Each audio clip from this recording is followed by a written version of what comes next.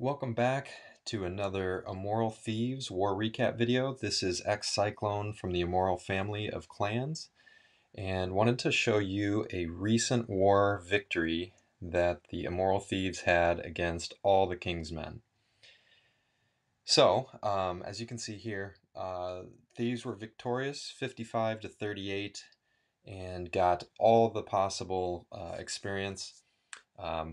I got a nice bonus out of this war as well. I was happy with nearly 800,000 gold and elixir, and of course 3,000 dark elixir. But this war wasn't about me, that's for sure, because we had some really impressive attacks from our top guys on some of their top players, and I just want to show you how this really played out. And in a lot of ways, this recap video is really gonna feature a lot of Goho type attacks. I'll show you a Goho and a couple of Goho Wee-Wees. Had some really good results with that, and it's been working for us not only on Town Hall 9s, but Town Hall 10s as well. So we'll just start out here. If you take a look at this base number 4, which was Scarface, our number 1, Austintasious, takes this one on. And really, it's a Town Hall 10. It's got the central core Inferno towers there, some decent level Royals as well, protecting things. And yet he still pulls off a really impressive Goho on this. So we'll take a look at that and see how he executed the attack. So starting out here, let's get the screen to the right place. So he's really starting out here. He identifies there's a great spot for a jump spell here that really unlocks about 5 different compartments, including the one where the Archer Queen is. So he's really looking to work those initial troops into that part of the base, take out that queen, as she can obviously do some pretty good damage to hogs as they run around. So if he can take care of her, then he's in good shape. And you can actually see too, really good execution there with the lightning spell and the clan castle troops as they came out to confront the first golem that he dropped. And now he's got those, he put his king in there as well. He takes out the Archer Queen. He's got his own Archer Queen in there, already doing damage on the core of the base. And those Inferno towers have locked on. He's got one, I think, on multi-target, one on single, but overall, the Royals got in there, cleared out a good part of the base, and now he's got his hogs running right in there as well. And what's kind of impressive about this attack overall, as that Inferno tower goes down, is he didn't actually use a freeze spell on those towers. So he was confident with the initial damage that he'd done on the base, and got that jump spell in there as well. So did a lot of damage to the core, didn't even really need that freeze spell, and those hogs worked in behind while the Inferno towers were distracted and took it out, or took both of them out. So awesome job there in planning. Got the lava walls really kind of preventing some of that deeper penetration, but still was able to do it. And even without the freeze, I think he actually executed this total attack in something like 2.5 minutes. So didn't even need the full 3 minutes on the timer to get this done. So great job by Austintasious, and congrats on a fabulous 3-star attack on their number 1. I'm sorry, on their number 4. So don't need to see it again. And even though it would be impressive. Next one I want to show you though is, let's see here, we've got our number 9, which is Secks Boy. That's S-E-C-K-S, in case you were wondering. But also against number 8, which is colinspencer from AllTheKingsMen.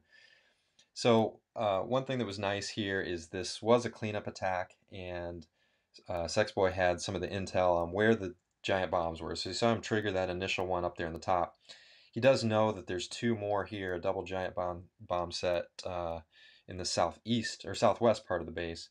So he's going to use his initial wave here to push in there. And you can see that golem works in there towards that first cannon and pops the first. And then because he's brought these witches along here in this Goho Wee-Wee attack, he can not only put his king in, but also the queen with the skellies sends in a nice force there to break up that initial cell there that had the double giant bombs. Plus, with the design of the base, with that cell kind of protruding out to the side, allowed him to use the wall breakers pretty easily, and wasn't a challenge to get into that particular cell. And so now, you know, he's releasing the hogs on the rest of the base, level 5 hogs, of course.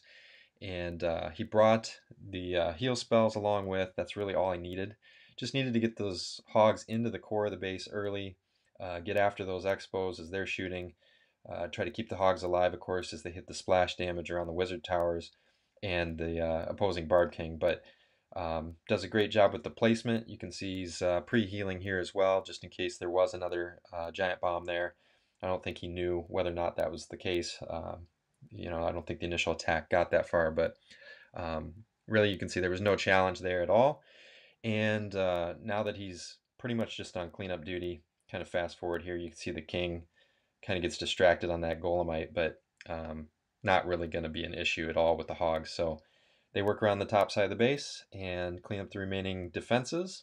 King gets to live, but the base certainly falls, and Secks Boy gets 3 more stars for the Immoral Thieves. So nice job, congrats to him. And the last one I want to show you here, and by the way, we kind of lost some of our replays with the update that occurred right in the middle of this war, but still had some great attacks. Glad that they kind of happened later in the war because we were able to get those on replay here. But just real quick here, so this is Cyrus attacking, so he's our number 10, and he's attacking their number 6 beast. And you know, like I said, we're kind of working on these go-ho, and this is a go-ho wee-wee attack once he drops the golem out of the clan castle. But you know, he knows there's actually, I think, a couple of double giant bomb sets, one there in the north, one in the south. And of course you want to try and get the queen out of there, so he's gonna initially lure, and then once he gets the troops out of the clan castle, you're gonna see him pull them over here to the east side of the base. So he's looking to obviously get the initial wave of troops in here against that archer queen and take her out before dropping the hogs. And you'll see that he actually, you know, pretty standard kill here with the witches. But you'll see here once he gets that archer queen engaged and she's distracted, he's going to go ahead and drop in his hogs from the northeast side there. And they're going to work through the base. And of course, trying to path them so that they don't hit the double giant bombs at the same time. Which he does a good job until kind of near the end. That southern one's going to get him, but you'll see that it doesn't matter because he's got enough of his kill squad surviving as well as support troops to make sure that the total base falls. So you see them working in here. The enemy expo is now locked onto the king, but that's all right. So the queen is shooting in behind, and of course they take out the opposing archer queen right there. There she goes. Kind of a trade there between the Barb King. And like I mentioned, then the hogs are coming in around the other side, and they're going to work that ring around the outer base while there's a couple of them actually running in the middle. But got the heal spells. Gets a good coverage there. Covers Tesla. I think there was a cannon there, as well as the Barb King. And that keeps those hogs alive as they work to the south side of the base, and just long enough because they're kind of going to run right into this double bomb here. And fortunately, not all of the hogs were there, and I think that's what saved the raid, because that last little set there that's running over to the west side survived it because they weren't quite there yet.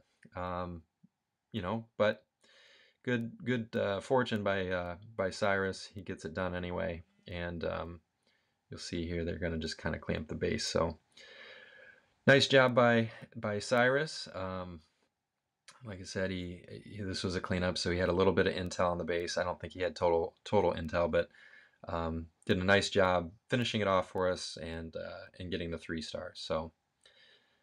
So overall, like I said, the full experience and war result was victory 55-38.